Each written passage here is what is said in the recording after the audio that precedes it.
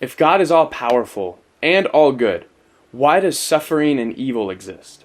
All Christian traditions face this tense question in their theology and in their daily lives. And there are common themes that unite them all. Our world is in a fallen state, God is good, and the church can't ignore evil, it needs to respond to it. But each Christian tradition has their own nuances as they try to address this problem of evil. Baptists emphasize free will as the reason that evil and suffering exists in our world. God created us with the capacity to love Him and to reject Him. And Adam and Eve rejected Him by eating from the tree of the knowledge of good and evil, back in the Garden of Eden. And ever since then, humans have been stuck in this loop of selfish decision-making that hurts others around us. Everybody's guilty of this. Baptists will often point to Romans 3:23, which says, "For all have sinned and fallen short of the glory of God." Baptists even teach that suffering from natural disasters and sickness come from human sin. Romans 8:19-21 says, "For the creation waits with eager longing for the revealing of the children of God. For the creation was subjected to futility, not of its own will, but by the will of the one who subjected it, in hope that the creation itself will be set free from its bondage to decay and will obtain the freedom of the glory of the children of God." Whether it's human sin or natural causes, suffering is a part of living in a fallen world where people have rejected God's goodness. But a Baptist will remind you that God doesn't let suffering go to waste. He uses it to test His people, punish wrongdoers, and draw people into a personal relationship with Him. Think Job or the plagues in Egypt. Because of this, Baptists will often frame suffering as an opportunity to pray for others, repent of personal sins, and evangelize to those who haven't trusted in Jesus as their Lord and Savior.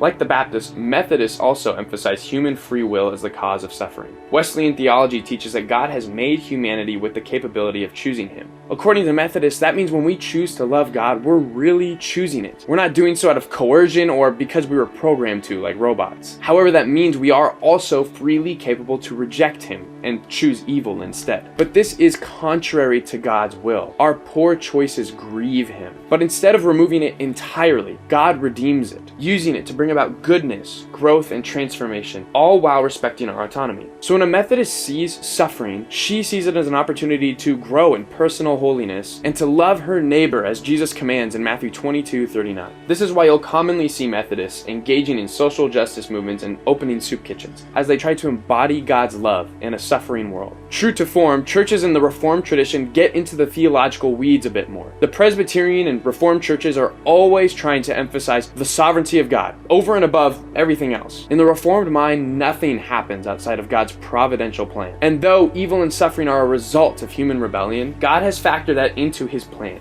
and is using it to accomplish a greater good. Suffering is permitted for reasons only God can comprehend. And that's why Presbyterians and the like will point to Romans 8:28. St. Paul says in this passage, "And we know that in all things God works for the good of those who love Him, who have been called according to His purpose." So those in the Reformed tradition ultimately respond to suffering by calling others to trust in God's plan. He alone can bring about an end to suffering. And since we can trust in His goodness, we know that He'll do what's best for His world and His children. Lutherans also emphasize the fact that God's ways are mysterious to us, and we can't ultimately know why He allows suffering to take place. But Lutherans affirm God is not the source of suffering. Most of Christianity seems to agree with Lutheranism that human sin and demonic beings are the cause of evil in this world. But Luther did emphasize the hiddenness of God. We can't logically deduce His motives or why He allows what He allows. But what we do know, and what Lutheran theology emphasizes the most, is that Jesus Christ is the image of the invisible God, and that God suffered alongside humanity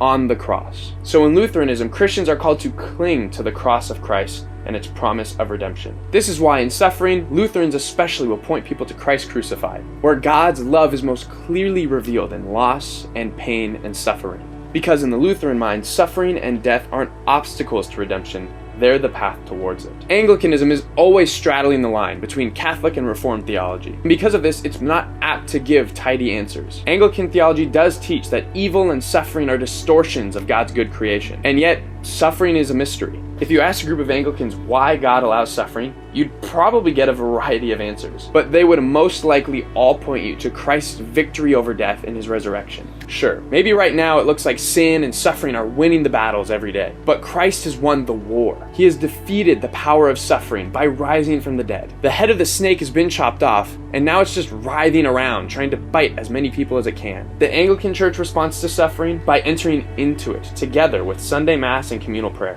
Through liturgical worship and the sacraments, Anglicans participate in both grief and hope. Catholicism has a very clear understanding of suffering. Catholics believe in what is called privation theory, developed by St. Augustine. In privation theory, evil isn't a substance that God created, it's a lack of God's goodness. Just like darkness is the absence of light. This darkness started with the original sin of our first parents, Adam and Eve. The fall of mankind wounded creation and disrupted our harmony with God. Catholics do believe that God permits evil, but not to let it fester. He permits it so he can redeem it through the sacrifice of his Son. Catholics believe we are called to unite our suffering to Jesus' suffering. And when we do so, we can bring about salvation for others. Catholics will point to the words of St. Paul in Colossians 1:24. I am now rejoicing in my sufferings for your sake, and in my flesh I am completing what is lacking in Christ's afflictions for the sake of his body, that is, the church. And the ultimate culmination of uniting ourselves with Christ happens through the sacraments. When we receive his body and blood in the Eucharist, when priests anoint the sick with oil, Christ is being invited into the suffering our world and is bestowing his grace upon those receiving the sacraments. And while Christ is the primary example of how to interact with suffering, the Catholic Church emphasizes the saints and martyrs as examples of how to suffer faithfully and look towards the hope of God's redemption.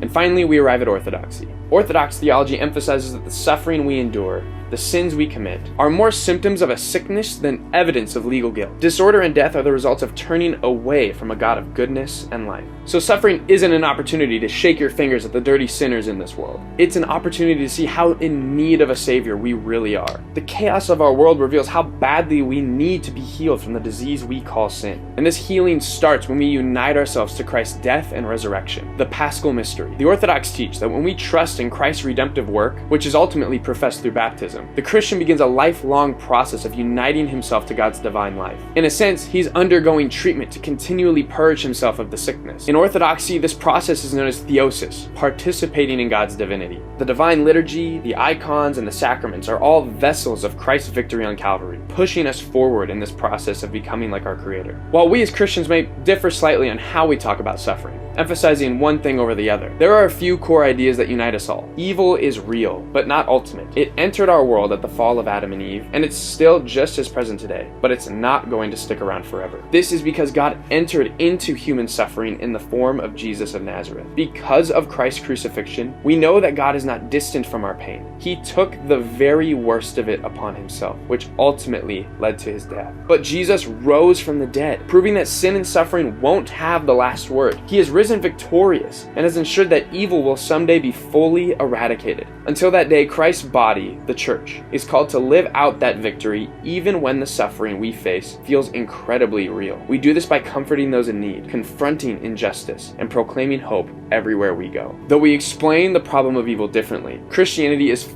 firmly united on its solution, the person of Jesus Christ, crucified and risen. And we believe that someday Christ is going to bring all our suffering to a final conclusion. And we can see a glimpse of this hope in Revelation 21, 3-5. And I heard a loud voice from the throne saying, "See, the home of God is among mortals. He will dwell with them as their God. They will be his peoples, and God himself will be with them. He will wipe every tear from their eyes. Death will be no more. Mourning and crying and pain will be no more, for the first things have passed away." And the one who is seated on the throne said, "See, I am making all things new." Christ is making all things new. And I hope that brings you just as much comfort as it brings me.